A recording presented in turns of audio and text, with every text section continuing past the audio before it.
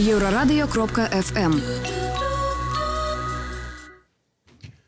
Вітаю ўсіх слухачоў Еўрарадыё. У студыі для вас працуе Дмітрий Лукашук. Это чарговы выпуск праграмы «Стартапніца». Выбачайце за памылкі. Я тут на падмене, як кажуць, пастаянны вядучы стартапніцы Павел Свярдлоў зараз у камандзіроўцы далёкай, таму даводзіцца аддувацца да яго. Тым не менш, 26 кастрычніка ў Мінску адбудзецца сустрэча True Stories, дзе будзе абмяркоўвацца тэма прафесійнага выгарання. Зараз мы яе будем абмяркоўваць, але вот перш чым пачаць, Юля, а вот для вас актуальна тема профессийного выгорания? Да, она актуальна для меня, и она вообще актуальна для многих людей, просто они не готовы в этом признаться. Вот так вот, а глядзячы на вас, так и не скажешь, что вот вы неяк там пакутуеце ад нейкага выгарання прафесійнага ці не. Я нашла решение этой проблемы. Ага. Ну, зараз про гэта і паразмаўляем. Як зразумець, што ты знаходзішся на парозе выгарання, якія сферы жыцця пры гэтым пакутаюць, дзе шукаць дапамогі? Вось гэтае самае галоўнае. Гэта іншае мы абмяркоўваем зараз разам з Сергеем Кадомскім, стваральнікам Data Tells By, экс-дырэктарам па даследаваннях і аналізе звестак варгеймінга. Нішто сабе. Ну і наша пастаянная госця, сувядоўца Юлія Нехай. Добрый дзень, шановное гаспадарства. Я так, відаць, нетрадыцыйна пачаў гэтую праграму, як я ўсё гэта люблю рабіць. Вот тым не менш, Юля прызналася, што таксама тэма прафесійнага выгарання для яе вельмі актуальная. Сергей, а наколькі вот вы праводзілі, маеце нейкія звесткі, наколькі для Беларусі ўвогуле нейкая статыстыка ёсць такая, што вот выгарала за минулый год профессийно там 25% белорусов? Здравствуйте, Дмитрий. Нет, к сожалению, про Беларусь у меня данных нет, но есть исследования, которые делали в России, делал ресурс, который называется «Мой круг», и они установили, что, например, в IT-среде порядка 50% сотрудников, людей, которые работают в IT, так в том либо ином виде подвержены выгоранию. Я уверен, что белорусы не сильно отличаются от россиян, поэтому если говорить про IT-сферу, я думаю, что ситуация у нас очень похожа. Ну, а если посмотреть на общую статистику, то еще больше, чем айтишники, выгорают работники, которые связаны с работой с людьми. То есть это преподаватели, это, я уверен, журналисты, это социальные работники. Ну, то есть это все, у кого работа связана с ежедневным стрессом. Таких людей у нас, к сожалению, много. Ну и современный мир, он только ускоряет, пытается нас ускорить, подлить масло в огонь. Поэтому я думаю, что проблема актуальна для всех. Ну, я знаю, что вы проводили мероприятие, такое участвовали в мероприятии T-Shaped People, и вы проводили такое интервью людей. И вот какие инсайты, тем не менее, вы обнаружили? Да, полгода назад как раз была встреча T-Shaped. Это, кстати, была одна из самых популярных встреч. Туда зарегистрировалось больше всего людей. Там 5 или 6 встреч уже провели. Это рекорд. И я действительно решил поговорить с теми людьми, которые зарегистрировались, пришли, для того, чтобы выяснить, а как же они, какое у них мнение про выгорание. Ну и в целом то, что я обнаружил, это...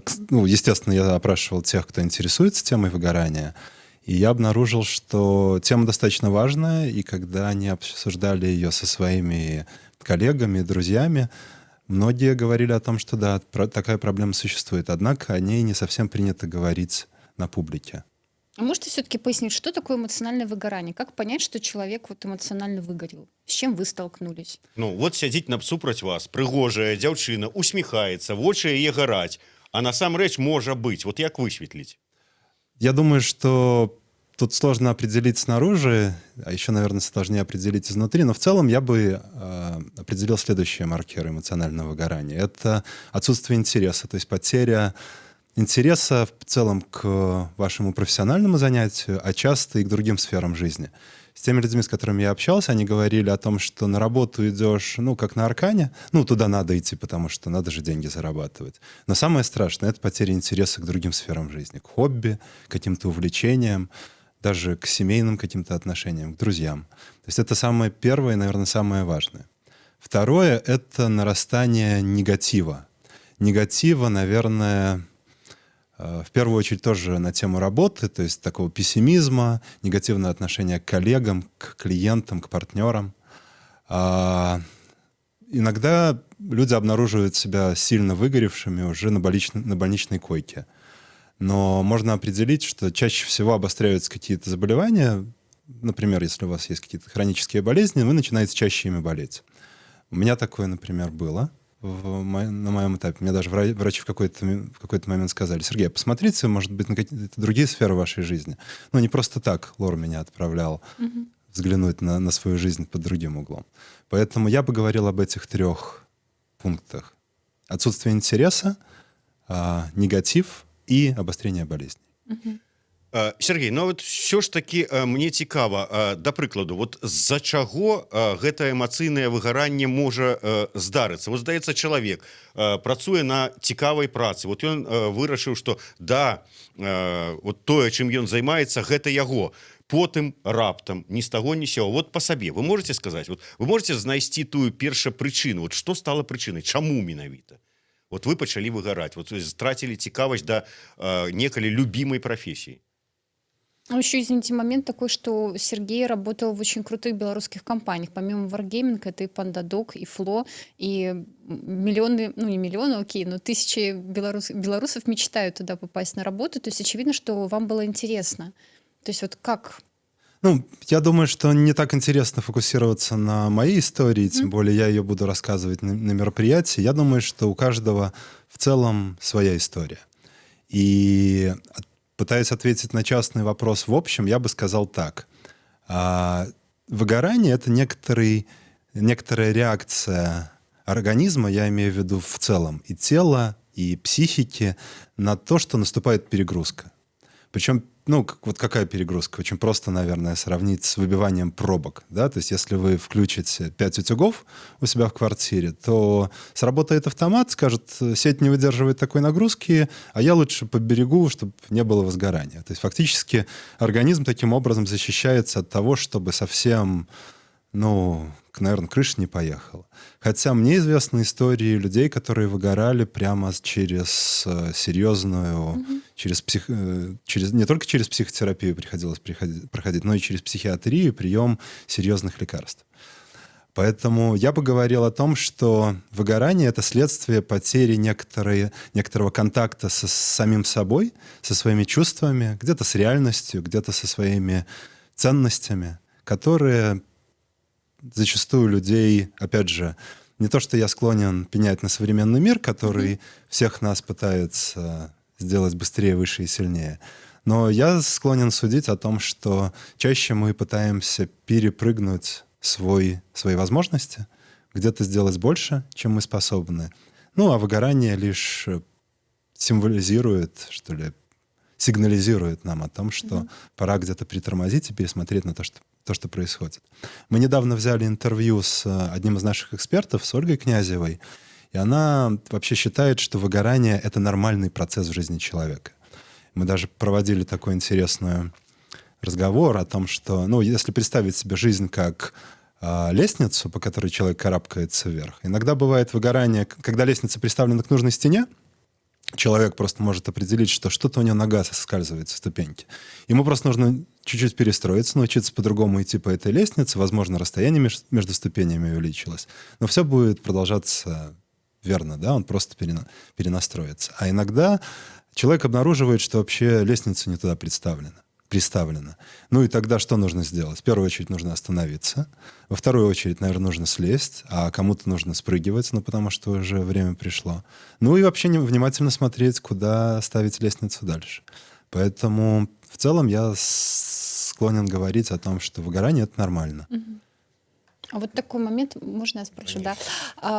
Сейчас очень много говорят по поводу work and life balance, да, и тоже мнения на сей счет очень разные. То есть какое-то было интервью то ли Юрия, то ли Дмитрия Гурского, и они сказали, кто-то из них сказал, что никакого баланса, разумеется, нет, то есть они очень много работают, потому что можно понять, почему. Я на эту тему размышляла и пришла к выводу, что для наемного сотрудника все-таки уйти в эмоциональное выгорание, дисбаланс — это проявление безответственности по отношению к самому себе. Потому что все-таки очевидно, что спектр ответственности, он совсем другой. Вот. Но здесь в то же время мы утыкаемся в такие вопросы, как, например, то, что ты работаешь в компании, ты хочешь быть экспертом, прокачиваться как специалист, на каком-то этапе ты можешь превратиться в псевдособственника. Есть такое понятие — синдром псевдособственника, когда ты работаешь, там, готов уделять работе любимой 16 там, часов условно, но при этом ведь ты не владелец бизнеса, и ты не должен быть настолько включен. Вот, то есть что вы на сей счет думаете? Еще момент, что вот часто айтишники, они работают с американскими заказчиками, и там на сей счет, там люди работают очень много, и это как-то заражает. И ты думаешь, что если я столько не работаю, то со мной что-то не так, я ленивый или там и прочее. То есть вот что вы думаете на сей счет?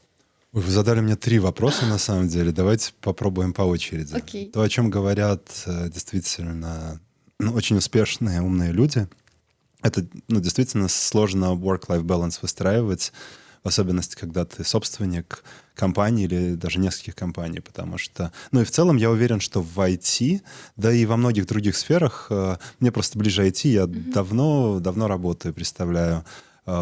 Проблема в том, что очень сложно прекратить думать о работе, когда закончилась работа. То есть, грубо говоря, можно встать со своего стула на работе, выйти на улицу, ехать домой, но продолжать думать о работе. И у меня есть масса знакомых, которые гордятся тем, что, прям дословно процитирую, о том, что прикинь, я полчаса ехал на машине домой, и вот очнулся только дома. Я все это время думал о работе. Я даже не знаю, хорошо это или плохо, но в целом я склонен судить по результатам. Есть исследования, которые говорят о том, что работать там, больше 40 часов в неделю эффективно нельзя. И когда мы работаем больше, мы берем у себя в кредит.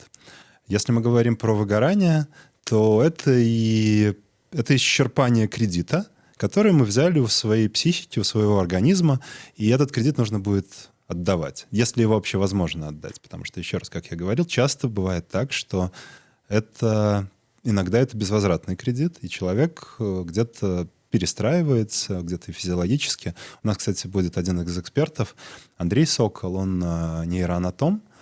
Он как раз будет рассказывать о том, как выгорание на нейрологическом уровне связано, как наш мозг работает. Отвечая на второй вопрос про то, что айтишники работают с американцами, да, в американской культуре действительно принято много работать. И вообще, если так посмотреть, для меня один из плюсов моей истории про выгорание было то, что я стал гораздо внимательнее к психологии и открыл для себя много интересных открытий про мир, про других людей, про себя. И действительно, да, американцы работают больше, но у них это в культуре. То есть в Америку едут те, кто хотят работать больше. И когда белорусы сталкиваются с американской культурой, когда нужно больше работать, да, им иногда это трудно, но это не повод действительно отказываться от себя, говорить о том, что я вот буду работать очень много. Вы правы в том, что ответственность в любом случае остается на человеке. Можна я вас перарву? На жаль, нам трэба выйсці на невялічкую паузу. Кароткі выпуск навінаў на Еўрарадыё. Я нагадаю, што ў нас у гасцях Сергей Кадомскі і разам з Юліяй Нехай мы гаворым пра эмацыйнае выгаранне, як яго выявіць і як з ім справіцца.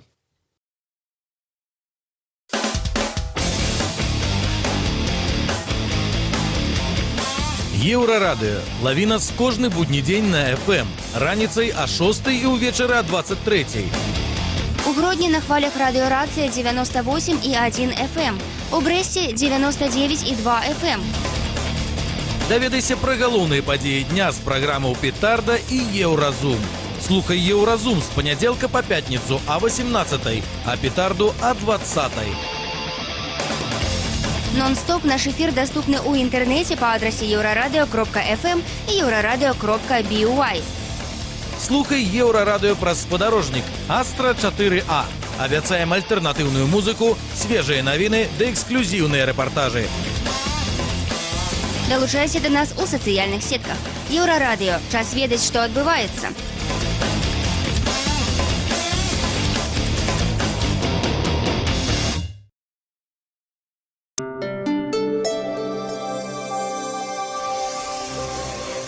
Еўрарадыё.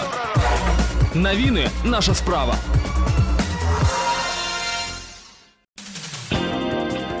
Вітаю, каротка пра асноўныя падзеі. 18 кастрычніка падчас наведвання Акадэміі кіравання Александр Лукашенко распавёў гісторыю, як у канцы 1990-х хацеў працаўладкаваць амерыканскага прэзідэнта Біла Клінтана. Той якраз трапіў у сексуальны скандал і ўзнікла пагроза імпічменту. І вось Лукашенко распавядае, што ў кулуарах саміту ён сустрэўся з Барысам Ельцыным. Быў там і Біл Клінтан. Цытую: «Я Ельцыну кажу: слухай, Барыс, давай яму прапануем пасаду ў саюзнай дзяржаве кіраўніком». Па словах Лукашэнкі, і Клінтан, і Ельцын рассмяяліся. Нагадаю, раней Александр Лукашенко распавёў не менш цікавыя гісторыі, што Тэслу яму падарыў сам яе стваральнік Ілан Маск, а Дональд з Меланіяй Трамп у захапленні ад ільняных абрусоў, якія перадаў яму Вашынгтон Александр Лукашенко. 30гадоваму расіяніну ў Беларусі павялічылі тэрмін зняволення за ўвоз наркотыкаў з 12 да 15 гадоў. Гэты прысуд быў зменены па апеляцыі пракурора Камянецкага раёна.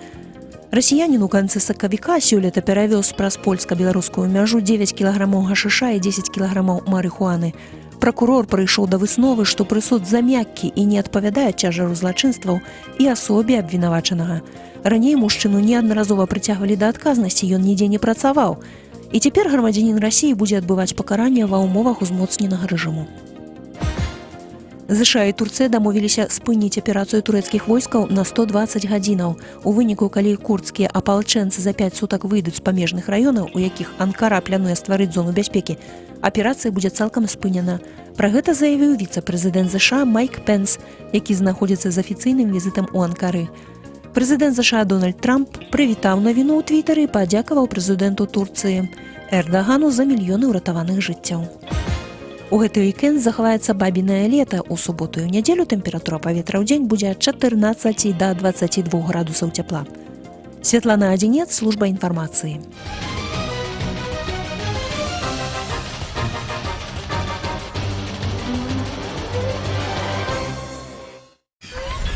Еўрарадыё.фм. Вяртаемся ў студыю Еўрарадыё, і для вас от Зміцер Лукашук і Юлія Нехай дапытваюць нашего гостя Сергея Кадомскага про тое, што ж такое эмацыйнае выгаранне, як з ім справіцца. У першай частцы нашай праграмы Сергей шмат гаварыў про тое, як пазнаць, даведацца, што пачалося ў те эмацыйнае выгаранне, з-за чаго гэта можа здарыцца. І нас з Юліяй цікавіць вельмі такое пытанне.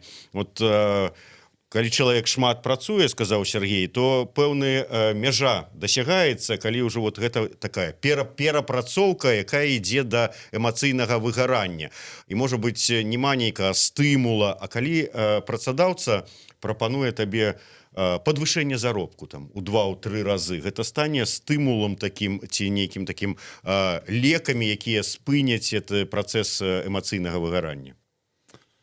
Очень хороший вопрос, потому что, на мой взгляд, это как раз одна из самых частых проблем, когда работодатели видят, что что-то сотрудник начинает сдавать, но ценность... И поднять не ему заработок, да? Да, что-то сдает. Ну и человек сам... На самом деле, я сейчас, до того, как мы перейдем к вопросу денег, скажу о том, что один, наверное, из факторов, который я не учел, как определить, что у тебя может быть выгорание, это то, что когда ты начинаешь задавать себе вопрос: что-то я стал хуже работать, а не поднажать ли мне еще? И начинаешь пытаться работать еще больше. Вот такая внутренне пытаешься себя заставить. А иногда еще, да, действительно приходит работодатель и говорит: так что, может, еще денег? Ну и ты думаешь о том, что, еще денег. Да. И такой, этого хватает, наверное, на несколько месяцев, а только потом становится еще хуже, потому что, к сожалению, если бы мы научились решать проблему эмоционального выгорания покупкой волшебной таблетки, то наверняка люди уже достигли бы каких-то невероятных высот в работоспособности. Но мы не видим, что люди, которые выгорают и устают, способны лечиться деньгами. Поэтому мне кажется, нам спынить, попросить его эту тему развивать. Нет, нас побьют люди, якія просто наймаюцца на працу і хочуць, каб ім падвышалі заробак. А паслухаюць это ўсе працадаўцы і скажуць: так подвышай, не подвышай, это ничего не дапаможа. Они могут о другом задуматься, на самом деле, працадаўцы, об истинных ценностях. То есть деньги — это одна из ценностей, могут быть еще другие ценности. Так? Я определенно уверен, что деньги — это важно, но гораздо важнее то, зачем человек вообще делает то, что он делает. Потому что деньги, на мой взгляд, всегда это результат взятой на себя ответственности и эффективности. Можно заниматься интересным делом, и тогда ты будешь расти как профессионал, развиваться, строить карьеру, а можно пытаться идти за деньгами.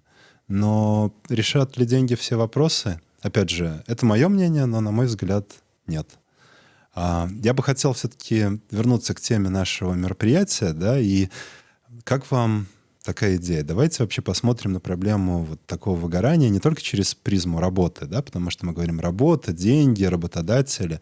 Бесспорно, это все важно, но всегда в центре стоит человек. И вообще я считаю, что гораздо важнее, помимо заработка денег, эффективной работы, всегда оставаться в контакте с самим собой. И вот выгорание — это как раз такой сигнал о том, что что-то пошло не так, мы пришли не туда. Поэтому у нас на мероприятии мы будем смотреть на проблему выгорания с нескольких сторон. Как я говорил, у нас будут психологи и нейрофизиологи, у нас будет специалист по питанию, у нас будет человек, телесный практик.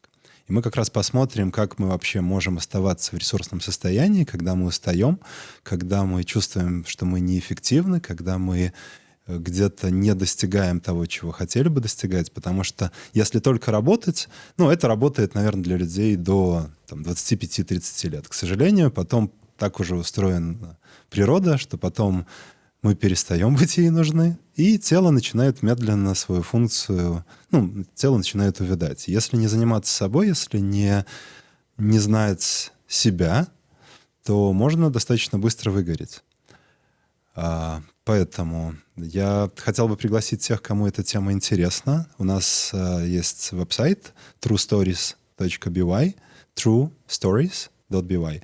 Там можно купить билеты, зарегистрироваться, посмотреть список наших сторителлеров и экспертов. Можно ли, вот я сейчас подумала, такой у меня вопрос в голову пришел. Вот Сергей, он специалист по большим данным. А сейчас очень много появляется приложений различных, которые именно трекают, помогают понять по вопросам, по особенностям переписки даже о том, что человек близок к эмоциональному выгоранию. Что вы об этом думаете? И вообще, если так посмотреть в разрезе HR. Я думаю, что это очень интересная тема, и за ней вообще большое будущее, потому что действительно все наши коммуникации оцифрованы, и даже те, которые мы не знаем, что оцифрованы, они тоже во многом уже оцифрованы. Я даже знаю про белорусский стартап, который этим вопросом занимается, мы вчера созванивались. Я уверен, что через несколько лет мы уже увидим такие индикаторы того, что появятся продукты, которые позволят это делать. Я знаю просто, что в ряде белорусских компаний, например, в компании EPAM, уже есть целая команда, которая называется People Analytics. И они занимаются тем, что мониторят состояние сотрудников. Да? Понятное дело, что для них важная составляющая бизнеса, так как их бизнес построен на перепродаже профессиональных компетенций их сотрудников, делать так, чтобы люди оставались эффективными. Поэтому я думаю, что любой бизнес уже сейчас он будет заинтересован в том, чтобы вовремя диагностировать эту проблему, может быть, еще до того, как сам человек понял, что с ним что-то не так.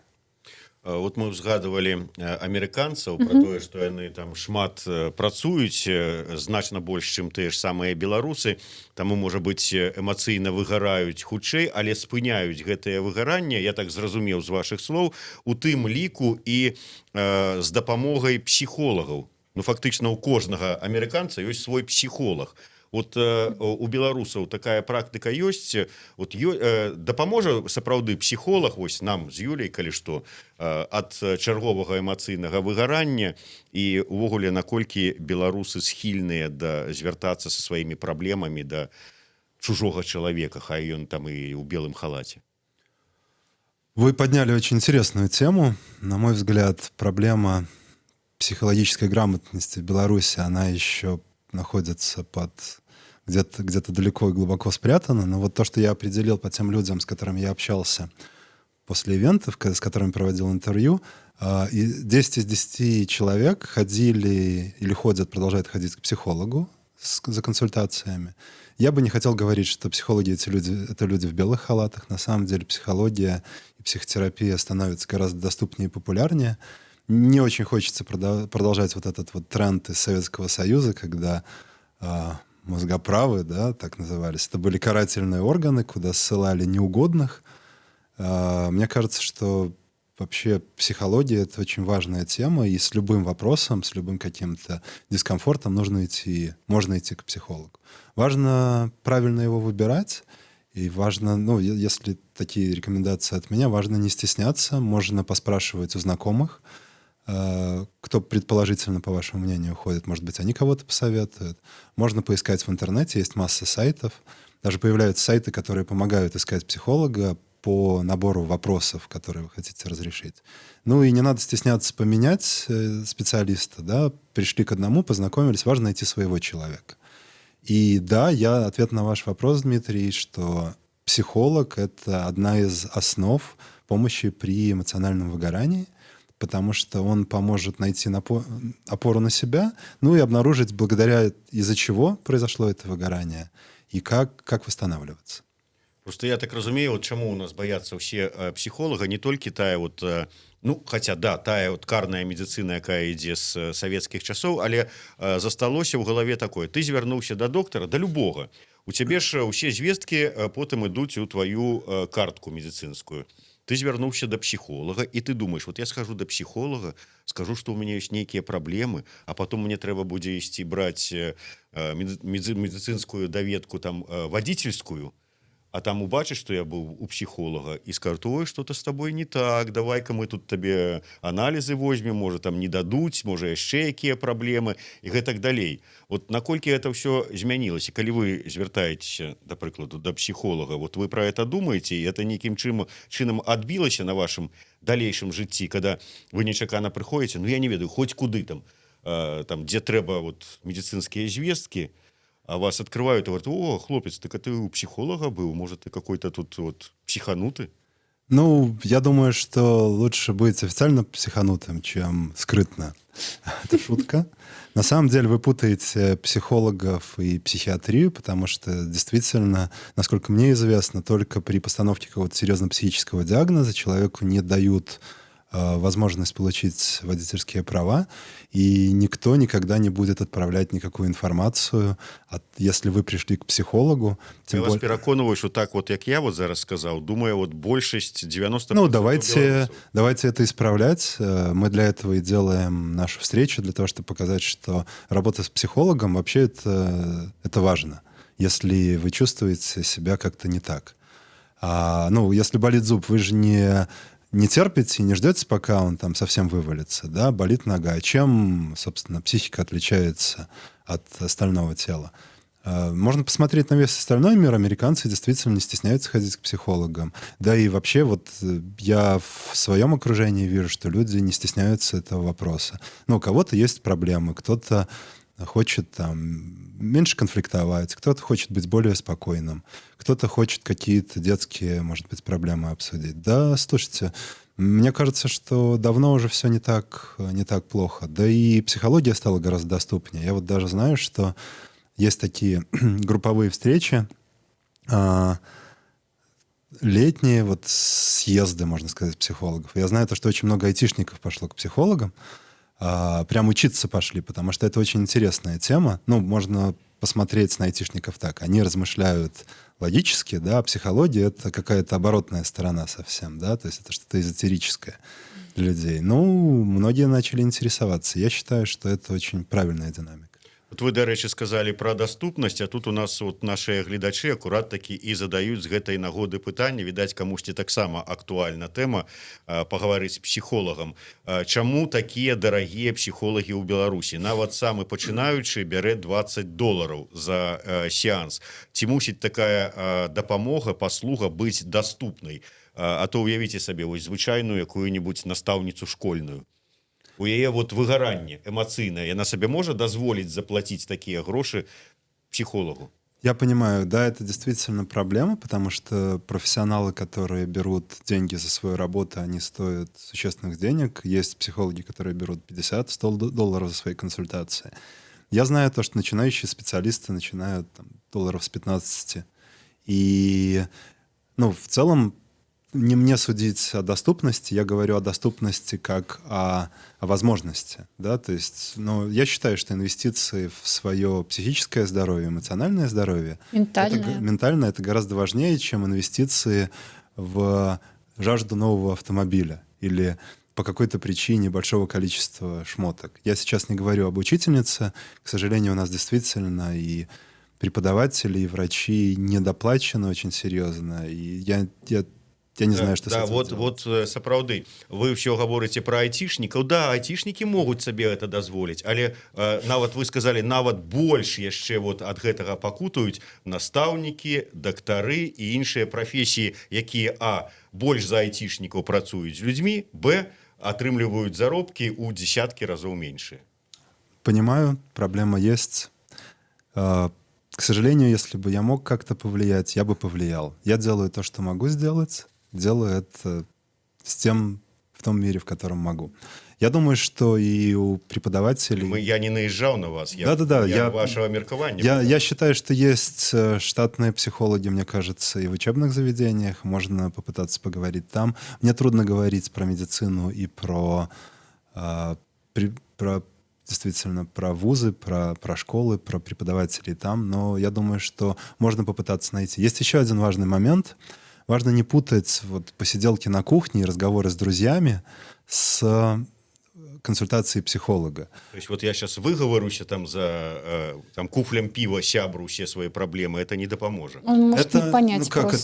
Это может обернуться не очень хорошо. Мы как раз с нашим экспертом недавно обсуждали эту тему, чем работа с профессиональным психологом отличается от разговоров на кухне. Очень часто разговоры на кухне могут быть еще и травматичными, потому что человек, сам того не желая, пытаясь поддержать вас как-то, может сказать: да я вот в твои годы или наши отцы работали по 12 часов, и нормально все было, никто не выгорал. На самом деле психолог потому-то и отличаются от человека на кухне, что это его профессия. Вы же не идете к своему другу, когда у вас желудок болит, поговорить: вот что-то у меня плохо совсем. Или когда рука сломана, вам товарищ не говорит, потерпи, браток, само зарастет через пару недель. Вы бежите к врачу. Вот и здесь точно так же лучше всего сходить на консультацию. А можете еще уточнить все-таки? Мы затронули так достаточно обстоятельно вопрос с психологической помощью. Какие есть еще способы для того, чтобы поддержать свое ментальное здоровье и поддерживать в ресурсном состоянии? Медитация, спорт, что?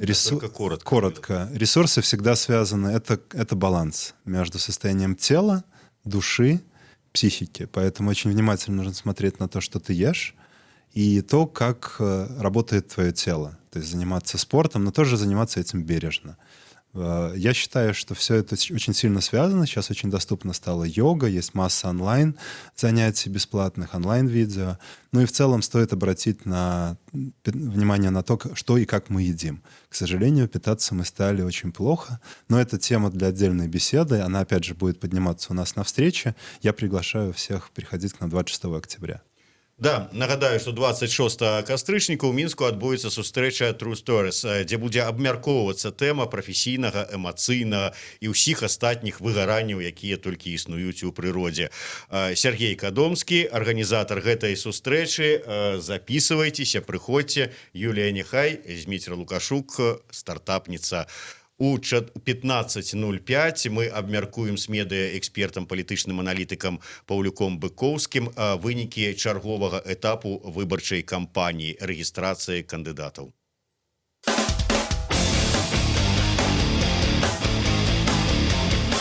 Еўрарадыё. Лавіна з кожны будні дзень на FM. Раніцай о 6 і ўвечары о 23. У Гродні на хвалях радіорація 98,1 FM. У Брэсце 99,2 FM. Даведайся пра галоўныя падзеі дня з праграмаў «Петарда» і «Еўразум». Слухай «Еўразум» з панядзелка па пятніцу о 18, а «Петарду» о 20. Нон-стоп наш эфир доступны у интернете по адресе euraradio.fm и euraradio.by. Слухай «Еўрарадыё» праз спадарожнік Астра 4А. Абяцаем альтэрнатыўную музыку, свежыя навіны ды эксклюзіўныя рэпартажы. Долучайся до нас у социальных сетках. Еўрарадыё. Час ведаць, што адбываецца.